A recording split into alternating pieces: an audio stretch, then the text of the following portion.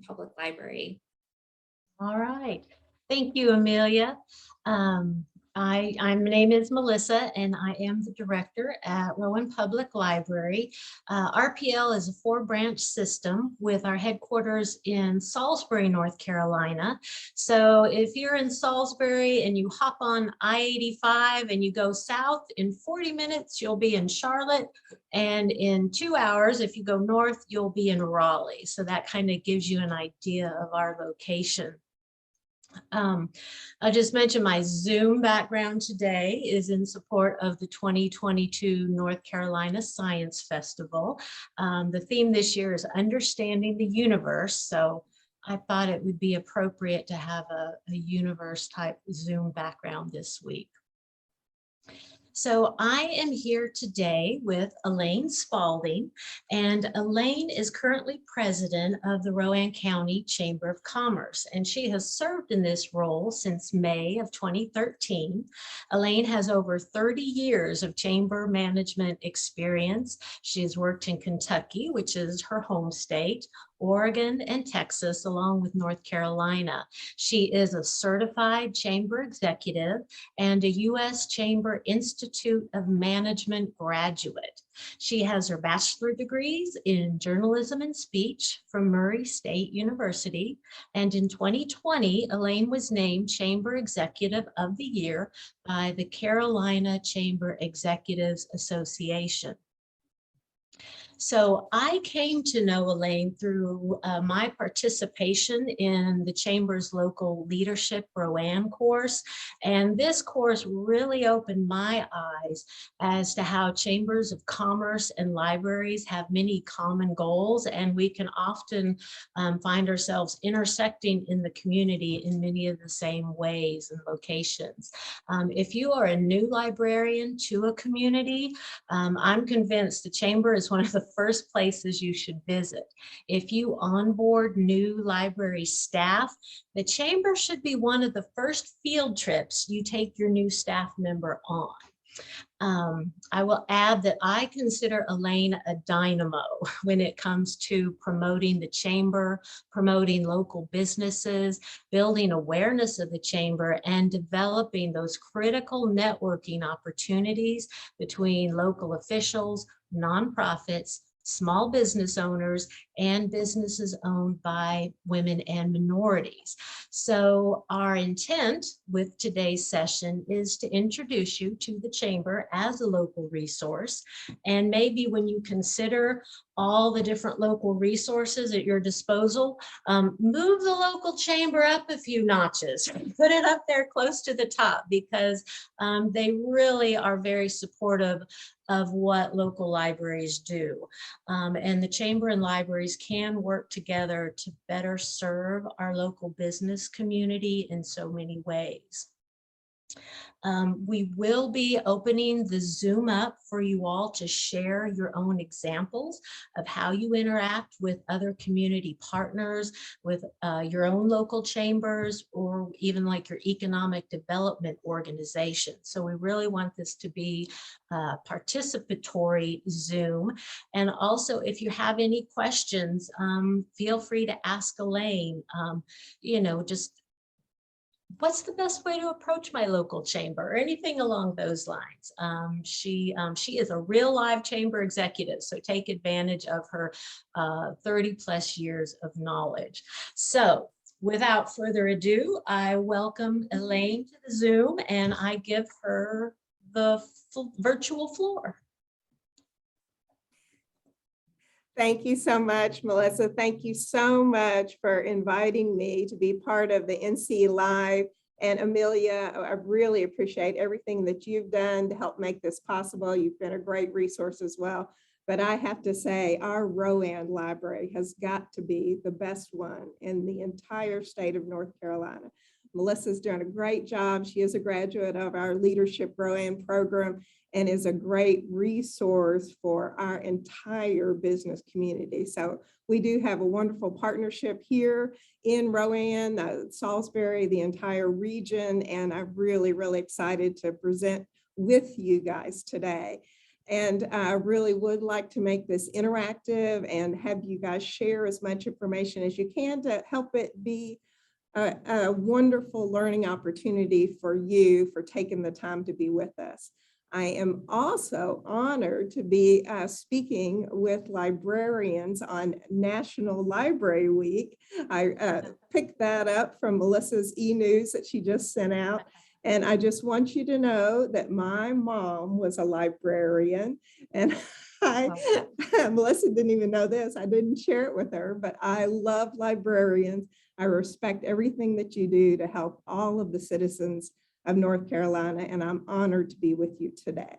So we're going to start out with just a brief overview of the Rowan Chamber. You know, every local chamber of commerce is organized a little bit differently, but I think the basic concepts are ones that you can all relate to with your local chambers of commerce. So our chamber, the Rowan Chamber of Commerce, serves the entire county plus some. We have members from Raleigh, all over Charlotte. Anyone who is interested in doing business in Rowan is certainly welcome to join our Chamber of Commerce. We have 824 members in the chamber and a budget of about $500,000. Chambers of commerce typically do not receive government funding.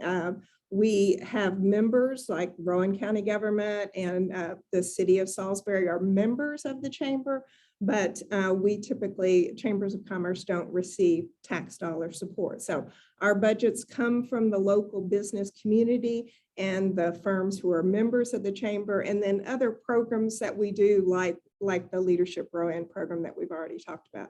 So our chamber's been around since 1925. We are a business advocacy organization. You can see our mission, our vision, our values, and our diversity, equity, and inclusion statement for the Rowan Chamber there. But the bottom line is really, we're a business advocacy organization. So next slide. So I'm going to talk about, there we go. I'm going to talk about the return on investment. You know, business people like to talk about the return on investment in everything they do. So we're a membership organization, and we have a number of valuable benefits of being a member of the organization.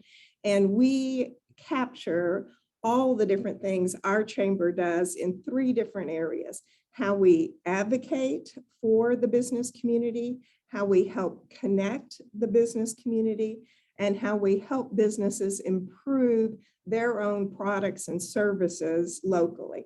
So I'm going to cover all 3 of those areas just briefly, and then we'll open it up for your input and advice. So the first area is how we advocate for the business community.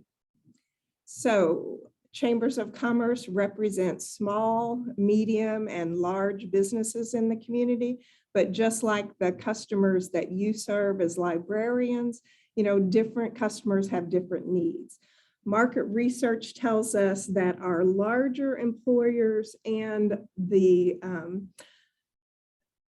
companies that have been around in your community a long time really have big picture needs. You know, they want the chamber focused on those initiatives that will carry the community forward for years to come. And so advocating for our communities at the local, state, and federal levels of government are very important.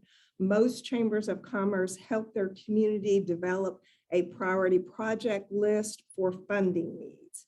And the chamber is a great organization to do that because, you know, we don't have one thing that we're lobbying for over another. So major initiatives like transportation, Melissa mentioned, we're right on I-85, and that has been a big part of what the Rowan Chamber has worked on for years.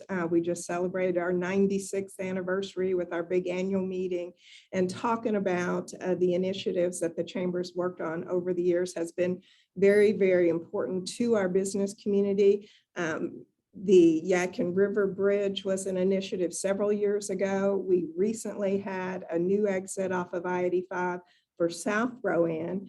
Our next big project in terms of transportation initiatives is a new exit off of I-85 for North Rowan that will help the community of East Spencer, that's predominantly an African-American community, and then better access to High Rock Lake. I don't know how many of you know that High Rock Lake is here in Rowan County, and it's the second largest lake in North Carolina. So it's really becoming very popular, and we need better access to that. So the Chamber helps develop those priority project lists. We help conduct candidate forums. Most chambers of commerce don't endorse candidates, but we want to make sure that we have an informed electorate. And much like libraries being a resource for voting, we just want to make sure that everyone knows election day is coming up. Please get out and vote. And from the business standpoint, we like to do candidate forums and ask questions, particularly to find out how candidates stand on business questions and if they would be supportive of the local business community. But in all of our publications, we communicate those early voting deadline days and obviously election days. And then education and workforce development is a big part of what chambers of commerce work on. Every time we survey our members, the #1 issue is education. Most business communities want to make sure that their local school districts are well supported, good people running for the school board, and that we offer opportunities so that students can learn about the world of work. So we have a great workforce development alliance that does a number of job shadowing programs and encourages internships and apprenticeships with the business community. And of course, the biggest issue that everybody is dealing with right now is the labor shortage issue coming out of the pandemic. And we're doing job fairs, and in conjunction with our economic development group, we're working on a talent attraction program to specifically attract people that our employers need to the community. So all that education and workforce area. And then entrepreneurial development, we work with our community college on their small business center, but then also the Rowan Library has great resources for someone who's thinking about going into business, really needs some good resources for how to develop their business plan, and may just want to do a little bit more market research before they launch that new business. So lots of ways that we can work together to advocate for our business community. And the second major area is how we help connect businesses. Chambers of commerce all across the country will offer a mix of professional development programs and business networking programs. Ours, I'm just going to run through some of the different examples. You may have other examples in your community, but our big membership event every month is called our Power and Partnership Breakfast Series. We were doing these online the last 2 years, but we're back live and in person. And we started back in February with our state legislative breakfast. In March, we had our Salute to Agribusiness. The month of April is healthcare. And then May is our Leadership Rowan class graduation. And we always bring in a really good leadership speaker for that. That's really where the C-suite executives show up in conjunction with our Leadership Rowan class, and the major business and community leaders are at that monthly breakfast meeting. And then the pure business networking, business after hours at 5 o'clock is showcasing different businesses around town. Like for an example, the April will be at Osterhoos Outdoors. They have been a pool building business, but during COVID, I mean, that became so popular, and now they've launched into a whole separate line of business offering pool supplies, and they're going to showcase that at their ribbon cutting and business after hours mixer this month. And then Melissa mentioned the Leadership Rowan program. That's really to ensure that we have good community leaders that understand all aspects of the community.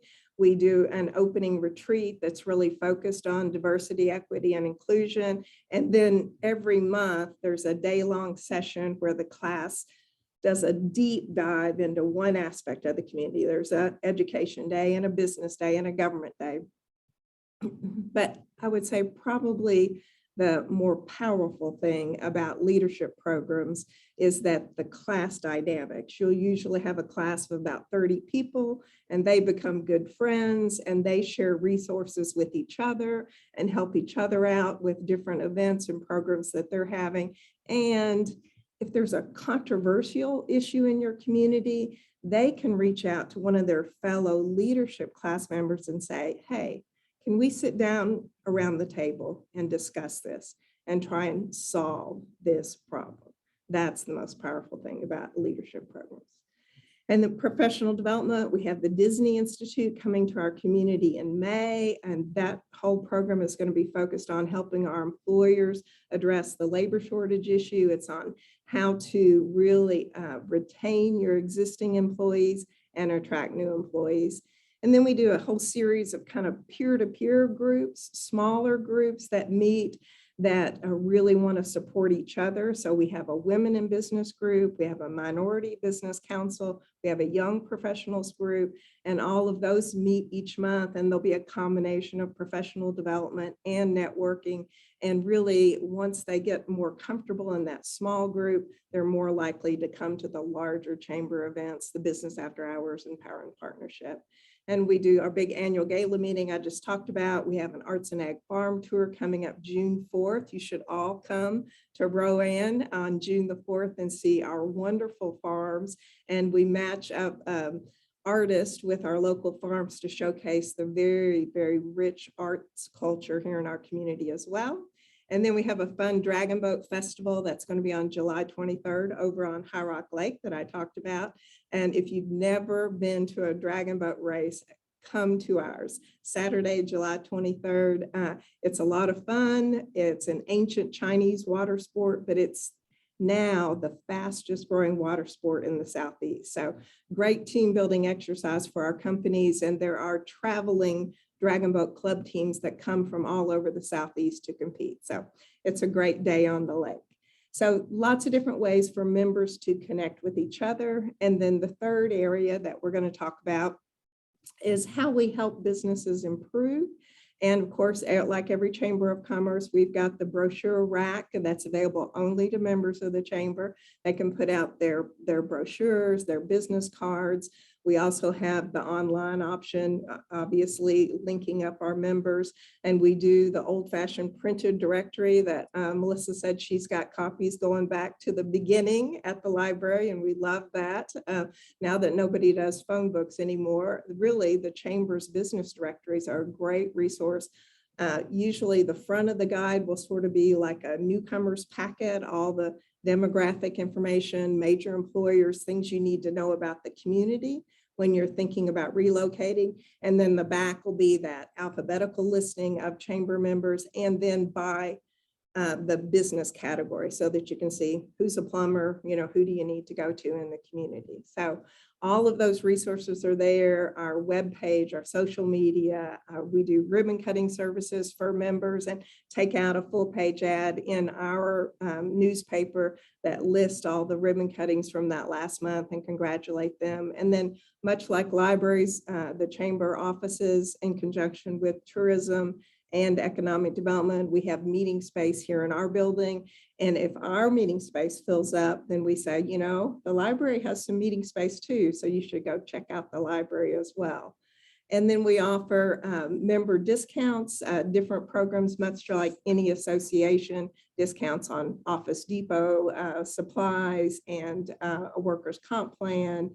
And one during the pandemic that all the chambers in North Carolina worked together on to really offer discounted programs on masks and sanitizers and signage to put up in your business. So all of that is available to chamber members as well. You can flip to that last one that says member discounts. So all of that's there. There we go. And a new one that we just added, Novant Health has an emergency helicopter service, and they have a discount program that you can get, much like a health insurance program on, God forbid that you never need the emergency helicopter, but it is very expensive to do. So by being a member of the chamber, you can get a discount on that. So those are the three main areas that we talk with our members about, how we help advocate, how we help connect, and how we help improve businesses in our community. And now I would like to open it up. There's one more slide there that'll kind of tease the share option here. We really would like for you to share examples of how you interact with other community partners. Melissa and I were talking about all the wild and wacky questions that chambers of commerce and libraries get. It seems like that when they don't know who else to call, it would be one of us. It'll be either the Chamber of Commerce getting those crazy questions or the library. And I think maybe we should write our own book about that and share all of those. I told Melissa, when I worked for the Beaverton, Oregon Chamber, somebody called and wanted to know if the sea level in Beaverton, Oregon had changed. I was like, well, we're like an hour from the coast. I don't think so. But you guys know that as well as I do, that there are lots of folks that just don't know who else to call. So they'll call one of us. And looking at speaker resources, we could share leadership books, book reviews that we could share with our business community, maybe small business workshops and seminars. I know you guys do that, the library, the Gale courses too, those are phenomenal. And technology training with libraries having the computers that citizens can use. And as we mentioned before, the business history, chamber directories, phone books. I mean, it just goes on and on. There are a number of opportunities, I think, that we can both share resources with each other, local chambers of commerce and our local libraries, to help our community. So I'll stop there, and then Melissa, see if there was anything else that you and I had talked about that we wanted to cover that I did not mention.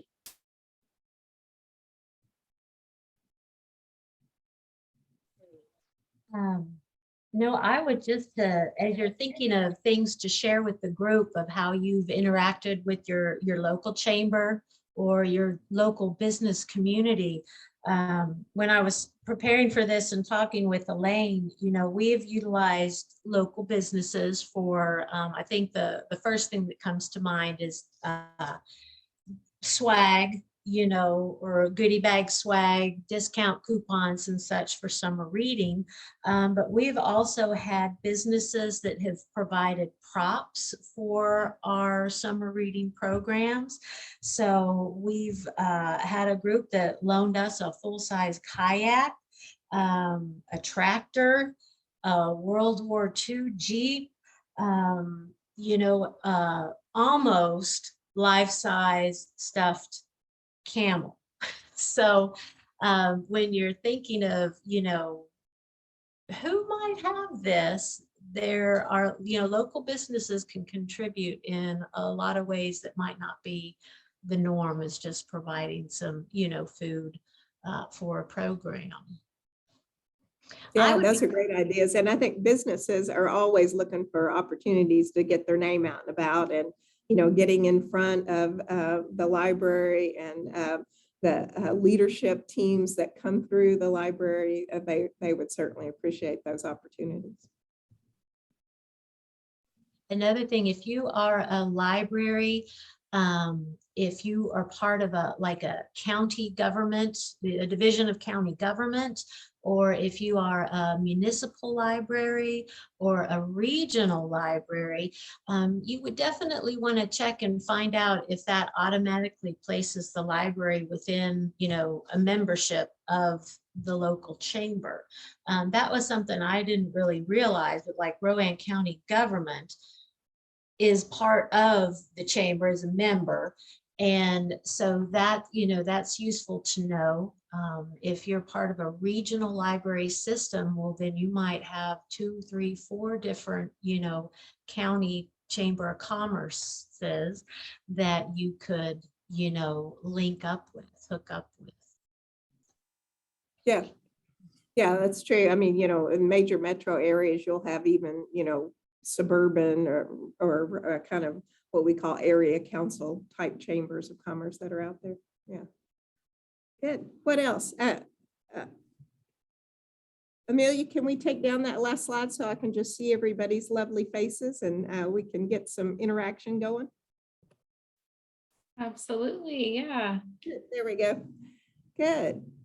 What else, guys? Are there some good examples that you want to share with your peers on other community engagement opportunities? Yes, hello, Elaine. How are you doing today? Great. So, of course, well, PT, he works with us here at Livingstone College. He's a part of our institutional advancement team. So I've had a chance to work with him closely as far as he serves as a bridge of sorts with community businesses around here, and he's worked closely with the library. And of course, Karen has been a big help as far as our renovations here through our grant. So it's been great working with the chamber and those who are part of it. Thank you for that. It's good to see you on this Zoom link. Yeah. You too. I would be curious if anybody attending, if you know if your local chamber has a program similar to Leadership Rowan, if you've participated in that, if you've contemplated it. I will, not to embrace the stereotype, but librarians do tend to be maybe a little more reserved, sometimes a little more shy. The Leadership Rowan program, it starts off with a 3-day retreat, and it's truly a retreat. There no TV, no screens. It is you and the other people on the bus. And I have to tell you, it going into it, that there's going to be a retreat and all, but I have to tell you, I was like, oh my gosh. But it was probably, so for me, it was very challenging, but it was also it was a huge growth moment for me. And the relationships that I, connected and made through that program, we've won grants through connections that I made at that program. We've been able to provide more in-depth reference services to some of the businesses that had representatives at that program. We had the class after us visited the library, and there were a lot of folks in that group that probably wouldn't have come into the library but for that program. So that was a wonderful, just a chance to get some new people inside our doors. That has given us the opportunity to have librarians do presentations to other classes, primarily on the history of Rowan County. There's a segment called History and Power Day. We have received updated brochures from nonprofits. That can be very tricky because nonprofits, like other groups, they might change. Their front office staff might change or rotate, or they might update their brochures, and they may not necessarily think, oh, I should make sure the library has these. So that was like a whole new way to connect and get our community care clinic, our Rowan Helping Ministries, to get the most recent print information from them so that we could make sure that's available to patrons that could benefit from it. Endless program possibilities. We've, collaborated with the number of businesses, and just your county, your local chamber offers something like that. I really encourage you to go yourself, or if you're, in administration, send your programming librarians, because it is a wonderful, wonderful outreach opportunity. Good. Megan said that she's applying for Leadership OBX in the fall. That's great. And then Melissa just went through several examples. Somebody just asked how the library and the chamber have partnered. So you gave several really good examples as a result of the leadership experience. And then just in terms of, newcomers to the community, we're getting over 100 new people moving into Rowan every month at different parts of the state. I know we're seeing bigger numbers than that. I know the Charlotte area, they say they're getting 100 people a day moving into the Charlotte metro area. So making sure that your local chambers of commerce for their newcomer packet have information about the library and getting your library card and all of that. We share on our e-newsletters information back and forth between what's going on with the chamber and information about the library and any special events that are coming up. So just continuing to be those good community resources for our communities. Well, Oh. I had a question. Some folks submitted questions when they registered, and there was a question about sort of how your partnership started or how you would recommend others initiate this partnership. Did it start with just a conversation? Did it become more formalized with anything written? So for folks that are just starting out and wanting to kind of build a relationship with their chamber, how did you all start to connect, and how would you suggest folks get started in their counties? Well, from the chamber perspective, I would just say, call, email, whatever's your mode of communication, your local chamber, and say, hey, I was just participated in this webinar and they were suggesting all these opportunities, and made me think maybe we could develop a better partnership to serve our local community, and just brainstorm together, with the different resources that you have, and making sure that everybody knows what's going on. Everyone coming out of the pandemic is now like, there's so much going on. But I think prioritizing, particularly the chambers, are going to be interested in anything that will help their local business community. So you guys have wonderful resources to help the local business community. And I think that that's really the connection point. I would say from the library, it's if you see that your chamber, offers, a leadership Rowan, that's a bit more of a time commitment, but I would encourage you to send a representative to the library and make that something you do. Here in Rowan, they offer that class every year. So make sure staff has the opportunity to do that. If that's not something that's possible or feasible, the chamber, to me, it's synonymous with networking events, and you should go. You should challenge your staff, your librarians, to go to, we need to have somebody from the library go to one of these networking events every month, because that is the best way. You are getting, all the players in the room at the networking events, because there will often be elected officials, business owners, nonprofits that, tie in. And that's a wonderful interconnection, I don't know, of folks. Take a buddy with you if you're not sure about walking into a room cold, but it just starts small. So, or pick one, a networking event that appeals to you, or, that a staff member it might appeal to, like women in business, and just go. You'll find most chamber groups are very welcoming. I've never met an unfriendly chamber person, so I think that you'll find that they are anxious to learn more about the other resources that they may not be as familiar with that are out there in the community.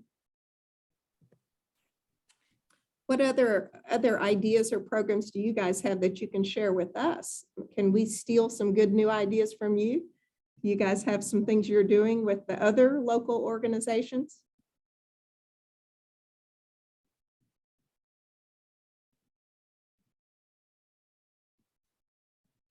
I'm always looking for new ideas.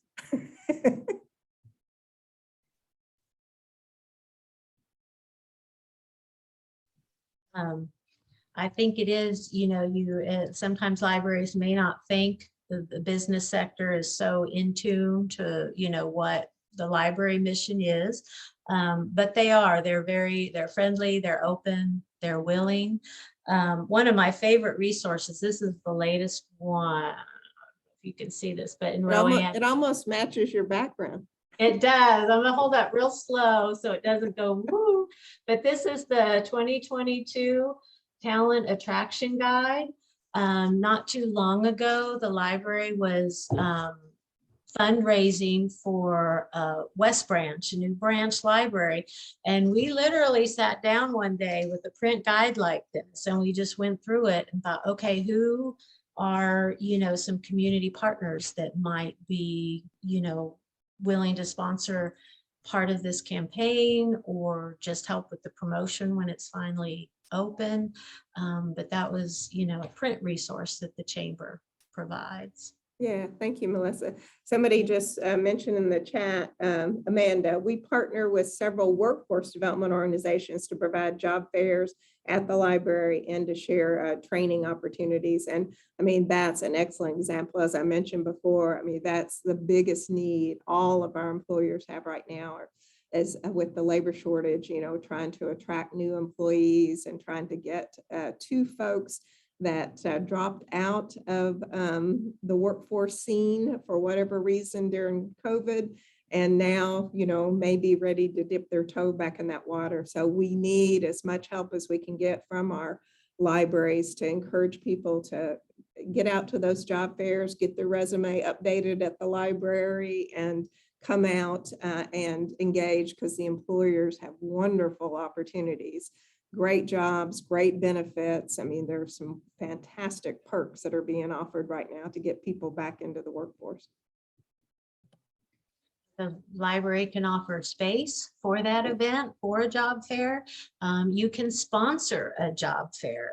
It's you might think, oh, I don't know, but yeah, you can do that. We held a job fair and we had a lot of large local companies that came, and it was very useful and beneficial. Another type of fair we offered was I say offered because these all happened right before COVID, and we've kind of, been on hiatus, so we're gonna get back around to them. But we offered a summer fun fair, and this was really useful for your smaller businesses because we have a lot of folks that do specialized summer camps. And some of them might be out of their home, or, they're not like on a business strip, but they offer tutoring academies. And so we provided an opportunity for, if you offer some type of summer camp / educational program, we had all of these entities in the same room, and parents, babysitters, caregivers could come and get ideas. Often they could sign their children up on the spot, kind of coordinate what their summer schedule might be. That's just another way of interacting with your local business community that focused on child care development. Yes, well, and that's a big issue. It ties right in with the labor shortage issue. So many folks don't have the childcare opportunities that are there. So both of those go hand in hand. Laura put in the chat, local chambers nonprofit sector meets monthly, and we have a representative there each month to find any potential partnerships or needs in the community. And that's another great resource.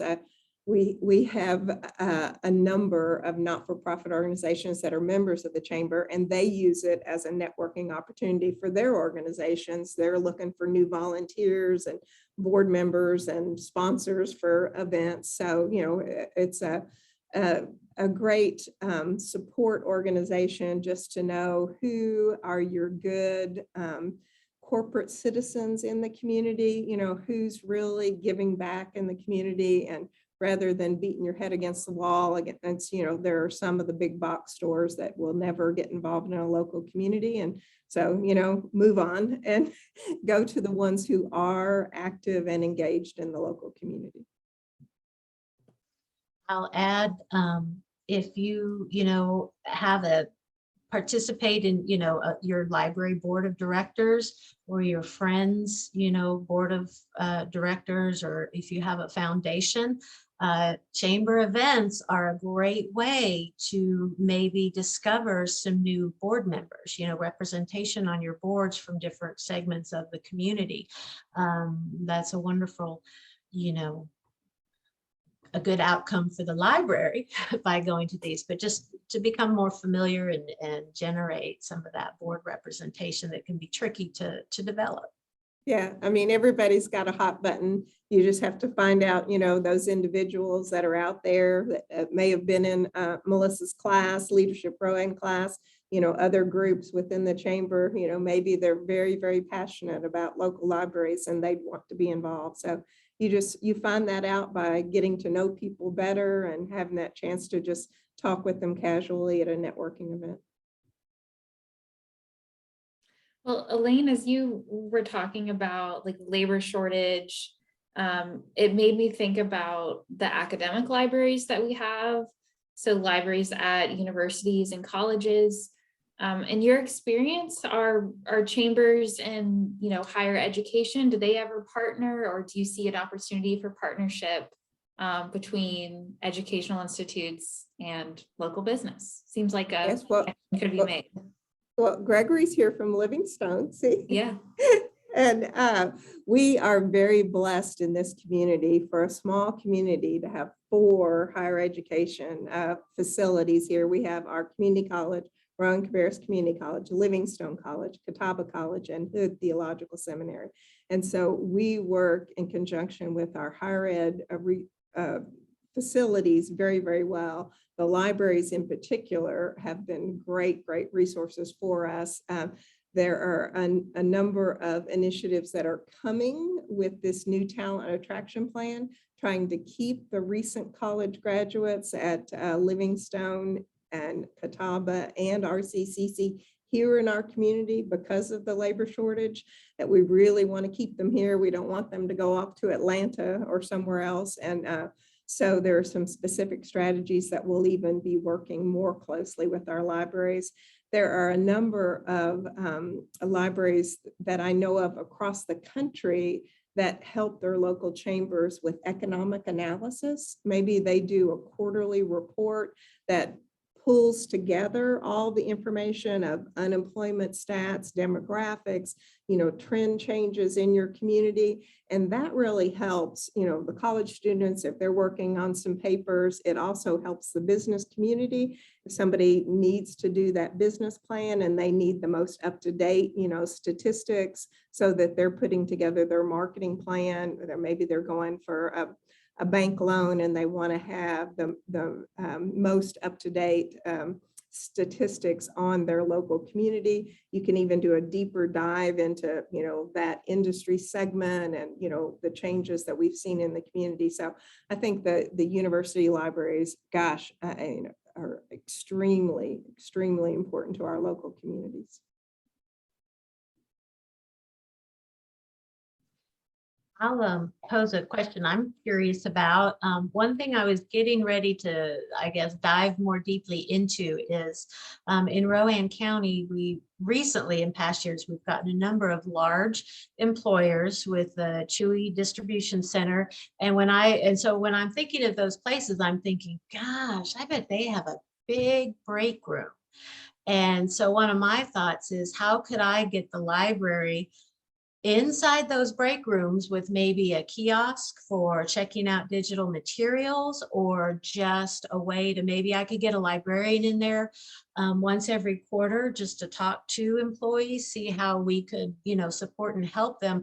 I'm wondering if any of you guys have ever done anything like that, like take the library to the break room at the large employer.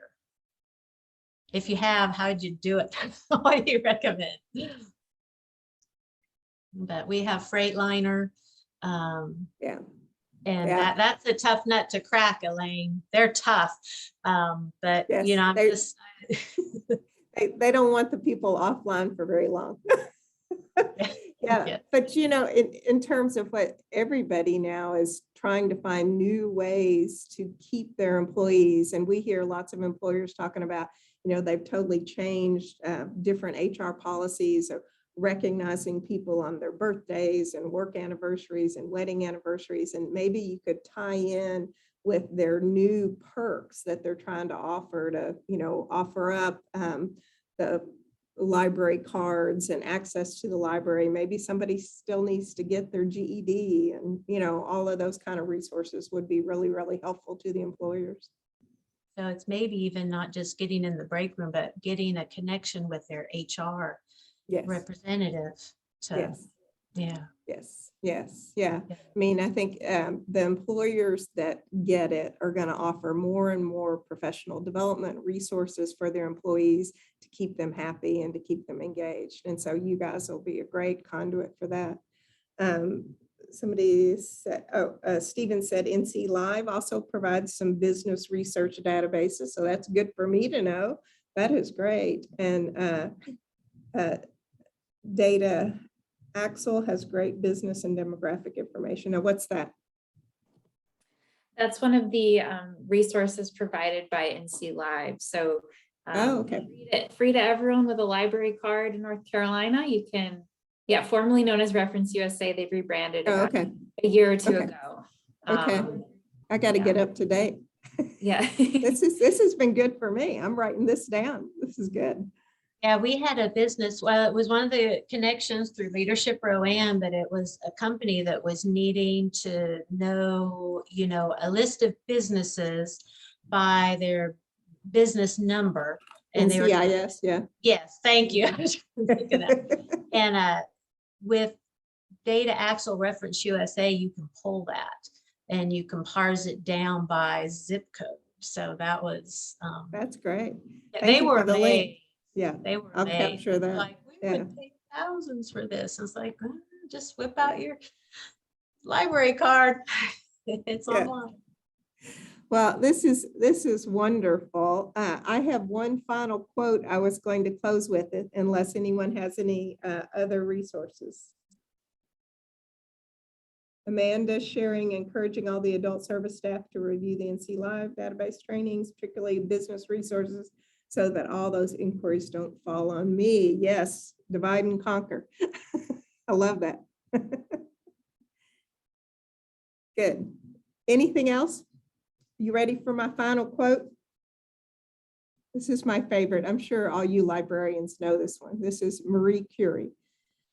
Quote, "You cannot hope to build a better world without improving the individuals. To that end, each of us must work to his or her own improvement and at the same time share a general responsibility for all humanity. Our particular duty being to aid those to whom we think we can be the most useful." And I think that summarizes what chambers of commerce try to do. It summarizes what libraries try to do. And I thank you each and every day for you helping all of our local communities across the state of North Carolina. Thank you.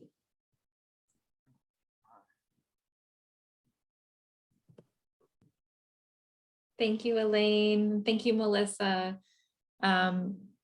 This has been a really informative session, some amazing ideas and resources shared, and hopefully we can continue this. So if you're attending today and you want to learn more and talk more about business, local business, chambers of commerce, let us know and we will connect you and we'll keep this conversation going. Thank you. Thank you all so much for attending.